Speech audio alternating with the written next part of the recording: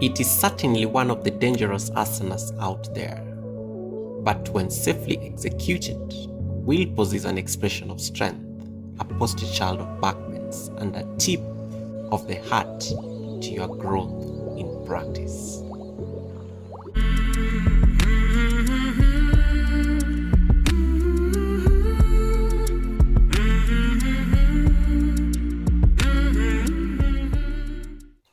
Now let the wheel be done.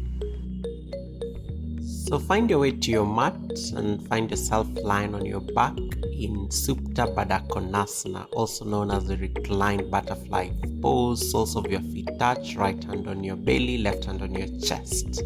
With your right hand, you can feel your breath go all the way to your belly. With your left hand, you can feel your heartbeat. And just start inviting yourself into this space by taking 3 deep breaths, inhales and exhales.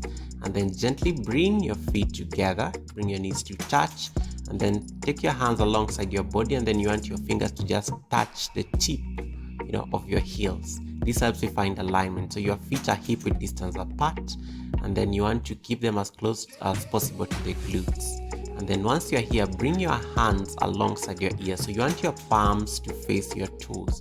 Use your ear to measure, and then you're trying to avoid your elbows flaring out. And then lift yourself up and bring the crown of your head on the ground. So you're not putting a lot of weight on the head. It's really the arms supporting you. So pause here for a bit. We call this a half wheel. You want to just find your alignment, make any adjustments that you need to do. And then once you're ready, lift up. Using the strength of the arms, the shoulders, the pelvis, and the feet, come up into the full wheel. And then you can even walk your feet in just to adjust accordingly.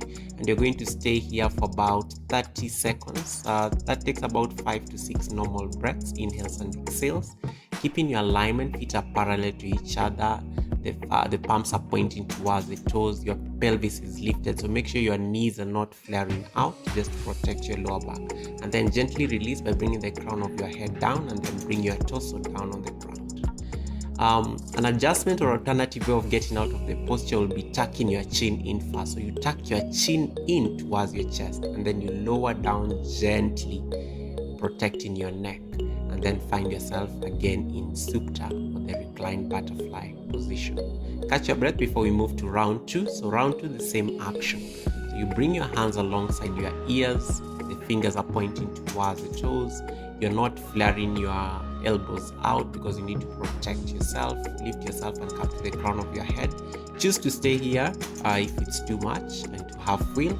But if you're up for more challenge, lift up and come into the full wheel. Feet are parallel towards the thighs, pushing your chest forward and up. Broaden your shoulder blades to create space there.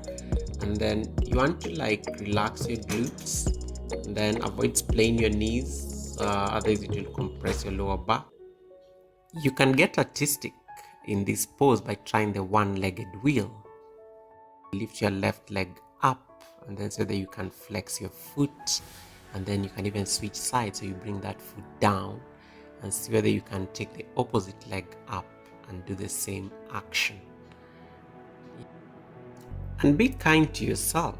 Paulo Coelho says that maybe the journey isn't so much about becoming anything. Maybe it's about and becoming everything that isn't really you, so that you can be who you are meant to be in the first place. So that should be the attitude in wheel. And then try to keep your armpits as long as possible, because if they droop, it's also a sign that you need to do more work. Perhaps even lift the hand, one hand up, bring it down, switch sides, then gently release and come into Supta. Coming with the crown of the head sometimes can be very hard, so that's why I like that aspect of tucking your chin in first. Tuck your chin in, and then see how you can lower gently, just bringing the back of your neck down on the ground. It's very instant and immediate. And then relax in Supta Baddha Konasana.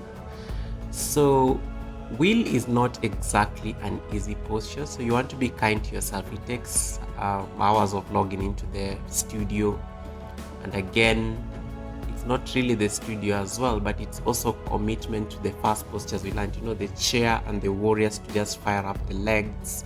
It's probably the chaturangas and the side planks to fire up the arms and the up dogs and down dogs, just to be able to get a taste of both.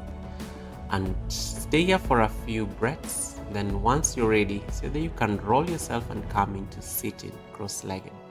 We seal our practice with one last deep breath in, hands to heart center. Inhale through the nose, exhale, then bring your hands to heart center. Namaste.